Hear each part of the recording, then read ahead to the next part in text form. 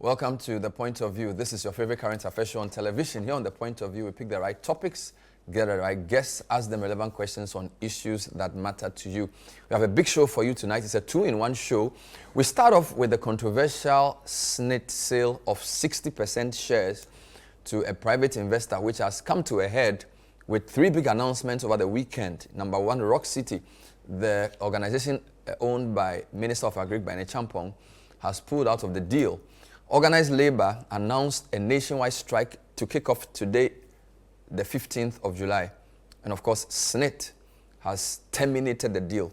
We'll get to the bottom of that by speaking to Organized Labour on the latest, where they've called off their planned strike, but with conditions. We also earlier spoke to Kofi Osafo-Marfo, who's the DG of SSNIT. All of that coming up in our first part.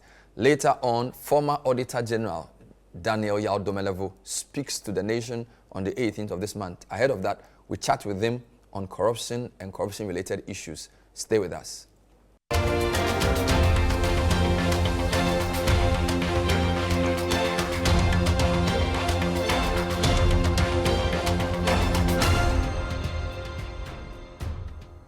Welcome back. So it's a double-decker tonight on The Point of View. So we start off with the controversial botching of the attempted sale of 60% shares in 6 hotels to Rock City, a hotel owned by Minister of Agric by Champong. So on Friday, the 12th of July, the board chair of SSNIT, Elizabeth Ohini, sent out a statement, very terse, 2-paragraph statement, that process had been terminated and that the board and the organization would work in the interest of Ghanaian contributors, Ghanaian pensioners, and the general public. So this came after Rock City itself has announced that they were pulling out of the deal. And then, of course, Organized Labour had issued a statement. The 3 main arms of Organized Labour, the Forum, which is Saga and the rest of them, TUC, and then the GFL, issued a joint statement stating that from today, Monday, all public sector workers and all other workers would go on strike in protest for the intended sale. This was because the National Pensions Regulatory Authority had given a clean bill of health, according to the Minister for Employment, to the deal. Earlier in the morning, I had a chat with the DG of SSNIT, Kofi Bosompim Osafo-Marfo, asking why SSNIT decided to terminate the deal and where all of this controversy left the organization's decision to raise funds for these 6 hotels. I'll bring you just a short excerpt of that interview to put it in context. Then I'll speak live to Dr. Kobna Nyako Otu, who is the Director of Policy and Research at the Trades Union Congress. So here are excerpts of my conversation, first and foremost, with Kofi Osafo-Marfo. The track record of the hotels that you gave us, profitability and dividends between 2019 and 2023, Labadi Beach Hotel average 5-year profit after tax was 18 million cedis, right? Yes.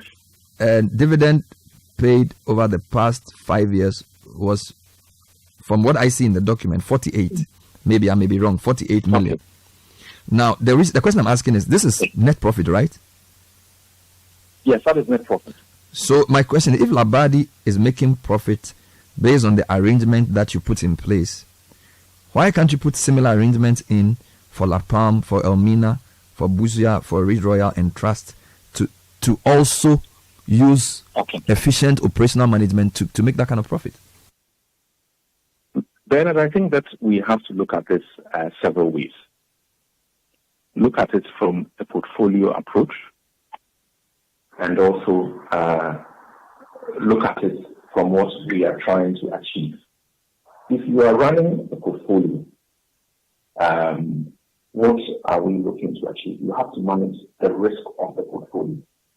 Indeed, if you look at our asset allocation policy, one of the issues that we were looking to do, and one of the key paths that we are looking to head on, is to really also decrease over time our exposure to unlisted companies. It's part of risk management. So in a way, if we say that we are looking to divest part of certain assets, it is not necessarily a bad The other way to look at it is that what were we looking to do? We were looking to also raise capital to reinvest part of it into the portfolio to create world-class assets, hotel assets that would yield us return. Now, if you are looking to raise capital, then selling part of a profitable venture is not necessarily a bad thing. And I made the point at our press conference that we are seeking to maximize what we can get from our assets whilst we decrease our exposure. And we retain a significant share. We can put a dividend policy in place, ensure that we adhere by it, and make sure that, yes, we own part of the pie, but we own a share in something that is more profitable overall. We've tried all the other measures, and they haven't worked, and we thought it was now time to bring in private investors. Indeed, in the case of Labadi, I cited two examples. I made the point in two ways with respect to how you should look at this Labadi issue. In jest, I made the comment, or it was a famous saying from one of my bosses in my previous life, when very early in my career, and he said, "Kofi, there is nothing wrong with your profit in the bank. There is nothing wrong with your profit in the bank." And then the second point I made at the time was that we are very used to having run-down state assets and then selling them for cheap. We did not go down that path. If you were selling your car, Bernard, or for that matter, your house, if it was your car, would you wait for it to be on blocks with no tires underneath before you started selling it? I suggest not. So the fact that we were running a profitable enterprise and we seek to raise some capital from it to be able to reinvest and also to get it back into our portfolio, I don't think it should be viewed as negative. But we are where we are. There are different opinions on the table, and we'll continue to engage. I think I'll take the point that there are different ways that this could have been approached, or there are different ways to go forward. We'll look at them, and I think that we can get to a solution which will improve the returns of the Fair enough. So just finally, you said we'll go back to the drawing board. I suspect this drawing board would include organized labor. Hello? Sorry, can you hear me? I'm saying that my final question, you're saying we are going back to the drawing board, and I'm saying this drawing board will include all of organized labor because these are public assets, and this has become such a high-profile matter that this is not just the drawing board between management and board, but it's now the national drawing board, I guess. Yes, it makes it more difficult, I have to admit. But again, it's engagement. That engagement starts at our board level, which there has always been. Bear in mind that the unions have representation on our board. So the engagement starts there. I mean, let's not make it sound as though there is no union representation on our board. There is. So the engagement starts there and has always been there at that level. With what has occurred, we externalize the engagement. And indeed, as I pointed out, once this issue became external, we have been engaging them and we are open to engaging them. So again, it's just a different way of doing things, but we welcome it. They are stakeholders, and I think that we can arrive at a solution that is acceptable. Do you have a message for organized labor? They have gone on, they've declared strike, and today they have said that they should not work. I know they will have a meeting later this morning. Do you have a direct message to them? My message to them is very straightforward. That the management and the board of the trust will continue to work very hard to manage the assets that have been that we are responsible for. We would continue to manage those assets prudently and manage the risks within those assets very prudently to achieve the best of our return, or the best returns longer term. It's about prudent management and making sure that we improve the performance of the whole organization over the long term. I think that they would be aware that SSNIT has indeed improved, and we are going to work to improve it further. I think that is the message that we have for organized labor. We are listening, and we will continue to engage. I think that is the main point. We are listening, and we will continue to engage. Thank you. Kofi Osafo-Mafu is the Director General of SSNIT. So those were highlights of my interview with Kofi Osafo-Mafu earlier this morning. Let's now talk to Dr. Kobna Nyakoto, who is the Director of Research and Advocacy at the Trades Union Congress. He's an economist. Doc, thanks for joining us. Good evening. Good evening. So lots have happened in the past 3 days. Friday, organized labor met and issued a statement, and we saw almost an unprecedented declaration of strike, one after the other, throughout the weekend. Can you give us some background to organized labor's anger about this deal and how we even got here before we talk about calling of the strike today?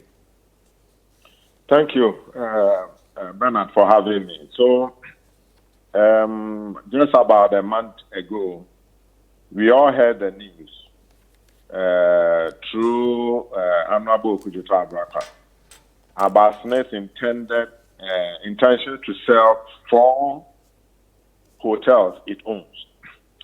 And if it is SSNIT owns, it also means that it is workers' money. We were not happy about the terms. We were not happy about the fact that it is being sold to a minister of state.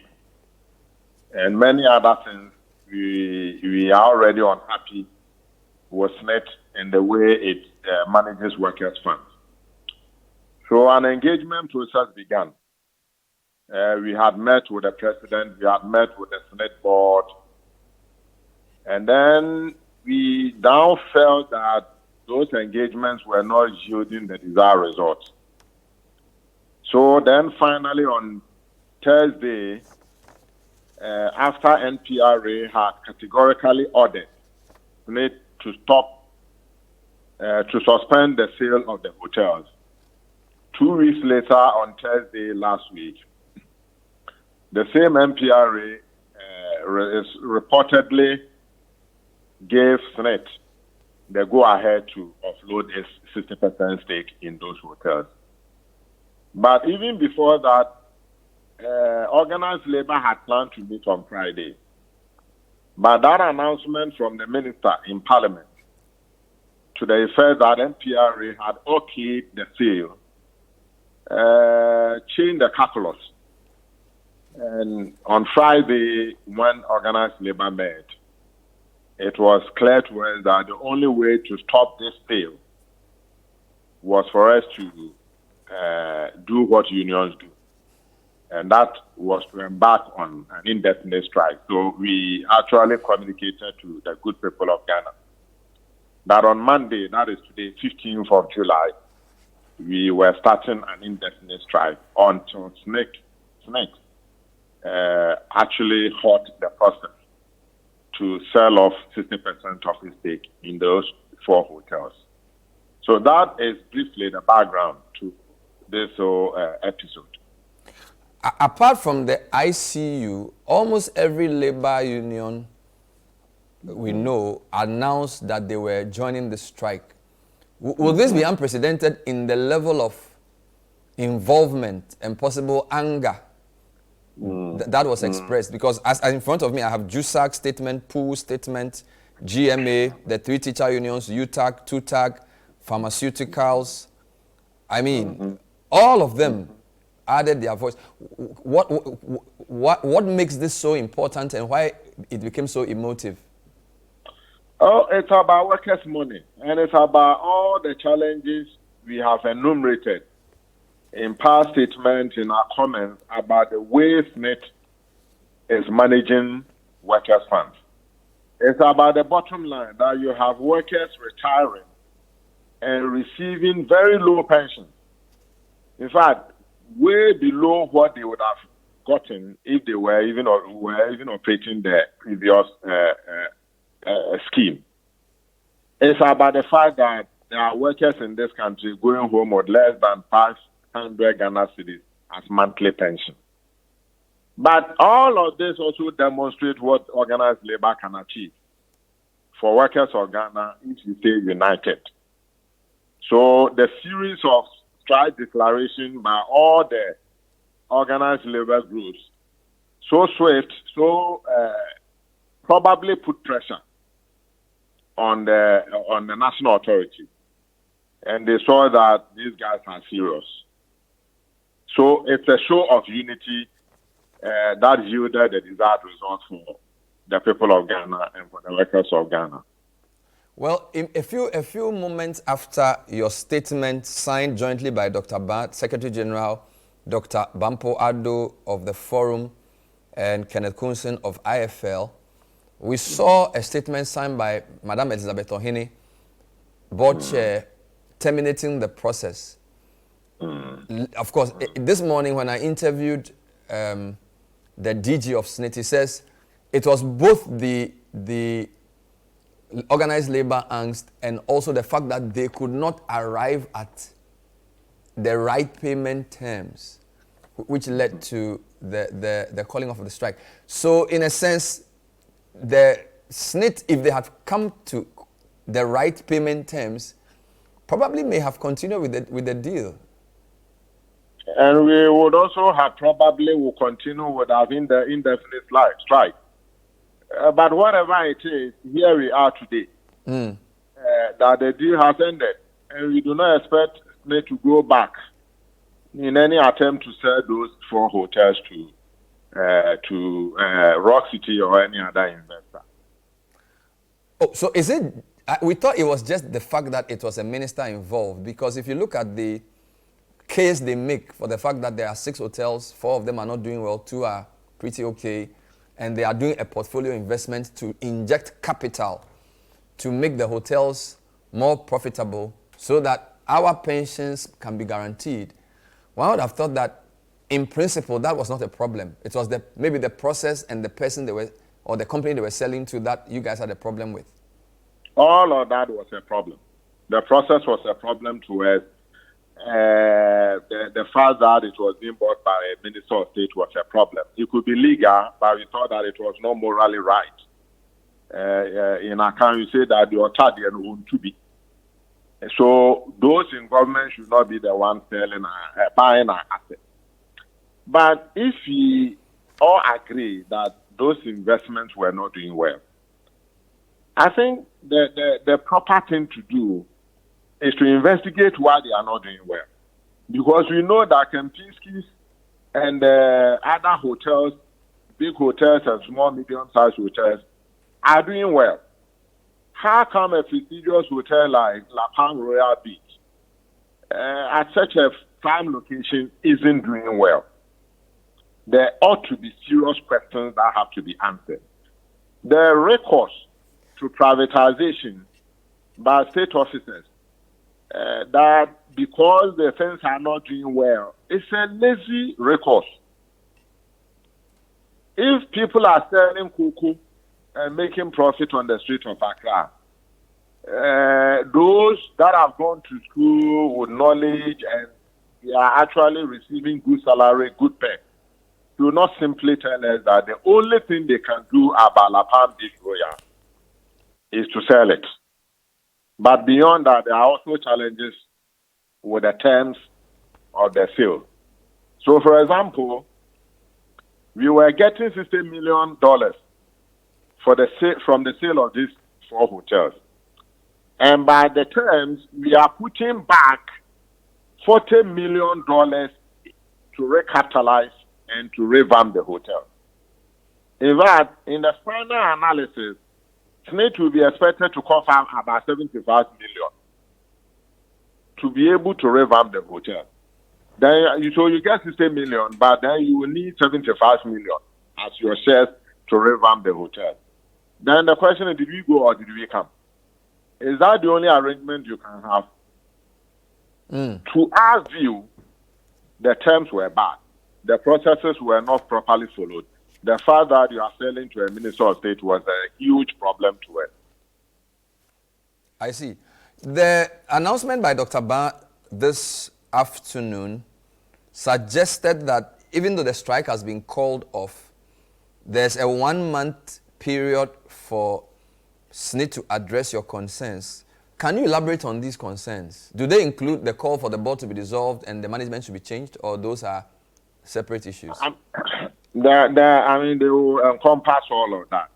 But it depends on how the board currently structured addresses some of the major concerns we have. I mean, if you look at the ILO valuation report, which we recently became aware of, you should know that per the new Pension Act, SSNIT is supposed to be doing valuation reports every 3 years. So since 2011, SSNIT has been doing those valuation reports, but they have kept them secret.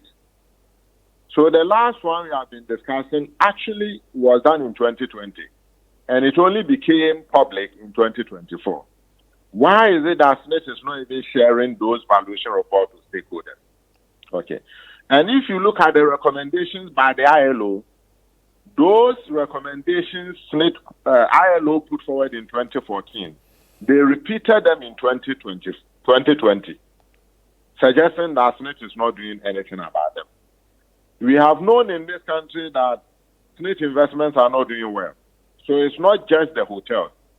All the tall buildings you find in a rich, they are empty. Why is SSNIT not doing anything about those hotels? We know that SSNIT is getting lower returns on its assets. And it's partly because SSNIT itself is not adhering to the investment guidelines it has prepared. For example, in 2019, SSNIT stated clearly that it was targeting to invest about 60% of pension funds in fixed income securities, but it ended up doing only 22%. It instead invested 50% of the fund in equities against a target of 25%. Why did they do that? It invested 26% of pension funds in unlisted equities, including state-owned enterprises that are not doing well, when in fact the target it had set for itself was 4%. And it had targeted to invest 17% of its investment in treasury bills. It only did 3%. All of these things shows that something is not right with the way SSNIT is managing workers' money.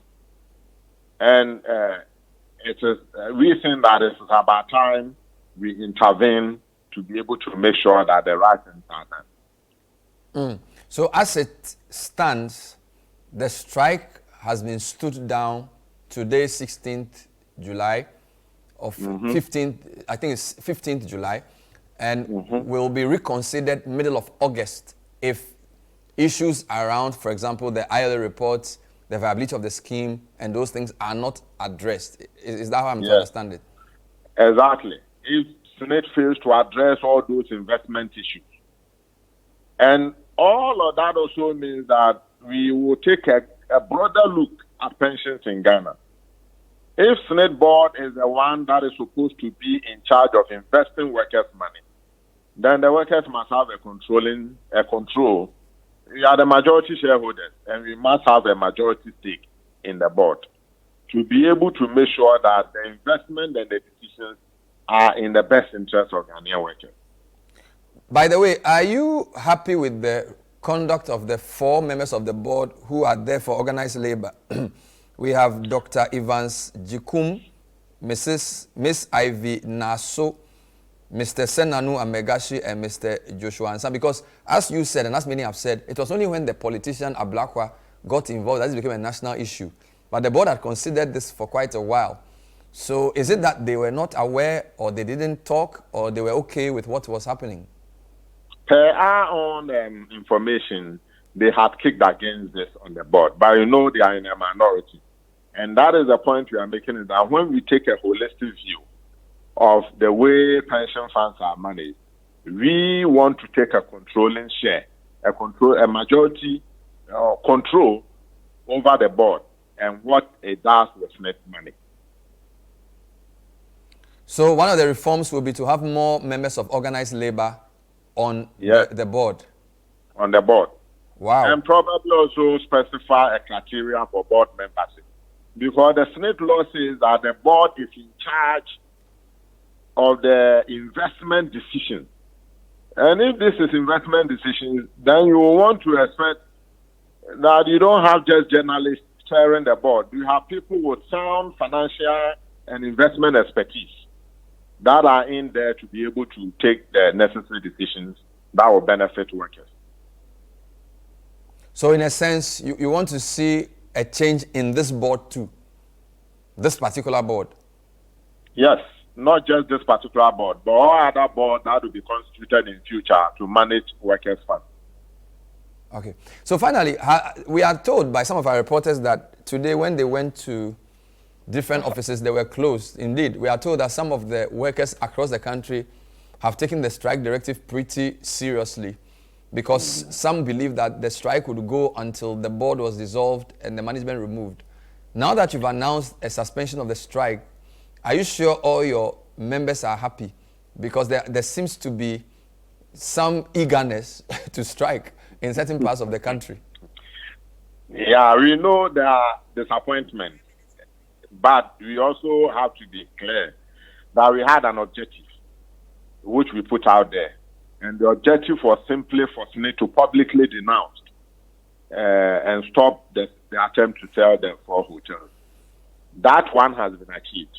There are other objectives which we have, and we are expecting that within the next 1 month, in our engagement with SSNIT, government, and all other stakeholders, we should be able to achieve those objectives. If they are not achieved, we will advise ourselves, as the organized labor statement says. And that advice could include many things. Going back on the strikes, doing demonstrations and other public manifestations to back our demands. Thank you for talking to us, Dr. Kobna Nyakotu from the TUC. You're welcome. So that was Dr. Kobna Nyakotu, who is an economist, is also the principal for policy and research at the Trade Union Congress, speaking to us about the strike action. So as you know, the strike was called on Friday. It took effect today, but it's been called off because the process for selling the 60% shares of SSNIT in those 6 hotels has been terminated. They are giving the government a month to address other issues, otherwise they'll strike again. We'll take a break. When we come back, we'll speak to former Auditor General Dr. Daniel Yao-Domelevo. He's delivering a lecture in a few days, and we'll talk to him about corruption. There are quite a number of issues on the table, and he will be addressing them when we come back. Stay with us.